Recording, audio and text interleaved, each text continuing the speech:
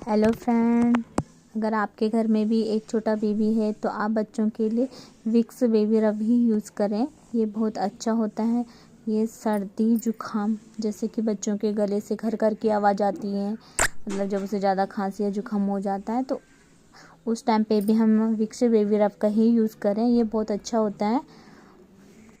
ऐसी छोटी छोटी इन्फॉर्मेशन के लिए मेरे चैनल को सब्सक्राइब ज़रूर करेगा। धन्यवाद।